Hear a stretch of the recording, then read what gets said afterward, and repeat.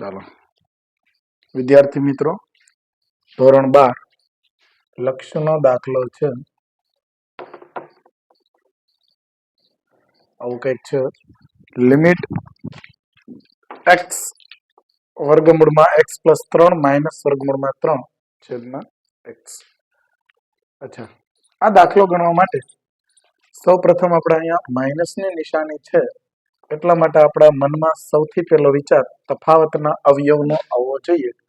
જે તફાવતના અવયવનું સૂત્ર છે x નો વર્ગ માઇનસ y નો વર્ગ, x માઇનસ y અને x પ્લસ y.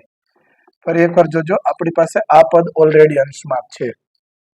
આ પદ બાજુમાં આપણે ગોઠવશું, બરોબર? એટલે આપણી પાસે આ સૂત્ર થઈ જશે અને આ સૂત્રનો ઉપયોગ આપણે કરશું. બરાબરની નિશાની કરશું. લિમિટ x ટેન્ડ્સ ટુ 0 વર્ગમૂળમાં x પ્લસ 3 માઇનસ વર્ગમૂળમાં 3. હવે જો આ આખું જે મટીરિયલ છે ને, આખો લબાચો, એને આપણે મનમાં એવું ધારીએ કે આખા એને પેલું પદ કહેવાય. અચ્છા, તો બાજુમાં મારે પદ ગોઠવવું છે તફાવતના અવયવનું, તો પેલું પદ કંઈક આવું બોલાય મારે. હા, બીજી વસ્તુ, આ જે લબાચો છે એને આપણે બીજું પદ કહીએ તો તફાવતના અવયવનું બીજું પદ અહીંયા ગોઠવાય જાય. તો કે હા, વચ્ચે કેવી નિશાની આવશે? પ્લસની નિશાની. જો ઉપર પ્લસની નિશાની વાળો આપણે કૌંસ ગોઠવો હોય તો સેમ ટુ સેમ એવો જ કૌંસ આપણે સમીકરણનું કે પદનું સમાધાન કરવા માટે ઉપર નીચે ગુણવા પડે. અચ્છા, અહીંયા છેદમાં x છે. રેડી? તો આવી રીતે કંઈક આપણે પદ ગોઠવવું પડે છે કે પદ ગુણવું પડે છે. અચ્છા, હવે અહીંયા તમે જુઓ x y આવું વિચારી શકીએ? એવું ન વિચાર આવે તો પેલું પદ બીજું પદ, પેલું પદ બીજું પદ છે, વચ્ચે માઇનસ નિશાની અને વચ્ચે પ્લસ નિશાની.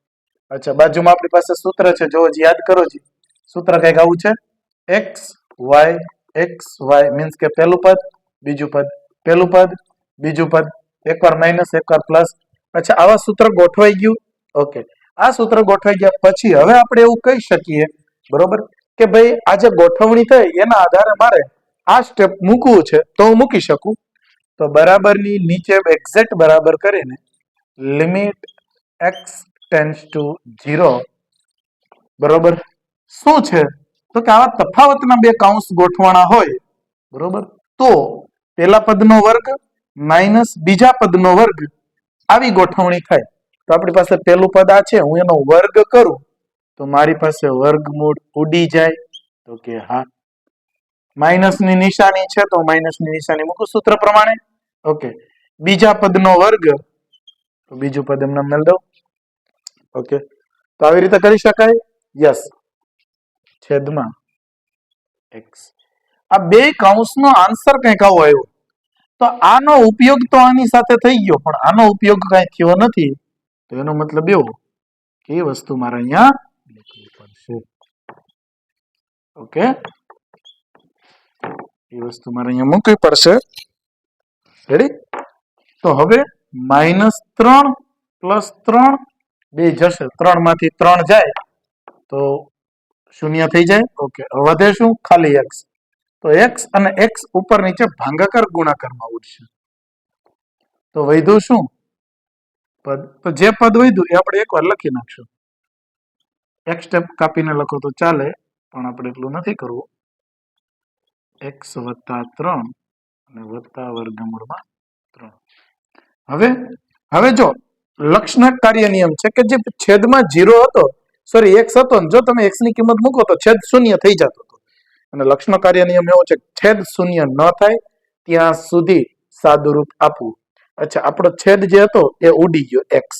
તો હવે અહીંયા તમે 0 મૂકો તો છેદ 0 થશે નહીં. અને છેદ 0 ન થતો હોય ને તો એનો મતલબ એવો કે x ટેન્ડ્સ ટુ 0 એટલે કે 0 ની નજીક. તો એનો મતલબ એવો હવે આપણે x મૂકી શકીએ, એટલે કે x બરાબર 0 મૂકી શકીએ. સોરી, 1 ના છેદમાં વર્ગમૂળમાં 0 + 3 અને વત્તા વર્ગમૂળમાં 3. અચ્છા, 0 વત્તા 3 એટલે શું થાય તો કે વર્ગમૂળમાં 3 વત્તા વર્ગમૂળમાં 3. ઘણી વખત વિદ્યાર્થીઓને અહીંયા મિસ્ટેક થઈ જાય છે, બરોબર, કે વર્ગમૂળ ઉડાડીને ખાલી 3 લખી નાખે છે, બરોબર, કારણ કે એને એવું લાગે છે કે બે ગુણાકાર છે, ક્યારેક ભૂલાઈ જતું હોય છે. તો આપણે એવી રીતે વિચારવાનું, બરોબર. અને હા, બીજો રસ્તો એવો થઈ જાય છે વિદ્યાર્થીઓથી 3 વત્તા 3 એટલે કે વર્ગમૂળમાં 6 આવો જવાબ લખાઈ જાય છે, અથવા તો બરોબર ઘણા વિદ્યાર્થીઓને ખાલી 3 આવો જવાબ લખાઈ જાય છે. સાચો જવાબ આવે છે 2 વર્ગમૂળમાં 3. અચ્છા, યાદ રાખવા માટે એક બહુ સરસ ટ્રીક આપું છું, બરોબર. આના ઉદાહરણ તરીકે માન લો કે સફરજન છે, તો એક સફરજન વત્તા બીજું સફરજન, તો સફરજન વત્તા સફરજન એટલે શું આવે 2 સફરજન. તો આ આપણો આન્સર થઈ ગયો, બહુ સરસ મજાનો, બરોબર, આન્સર આપણી પાસે આવી ગયો છે. તો આ હતો આપણો જવાબ. લક્ષનો દાખલો છે, 3 માર્ક્સમાં પૂછાય છે. જય શ્રી કૃષ્ણ.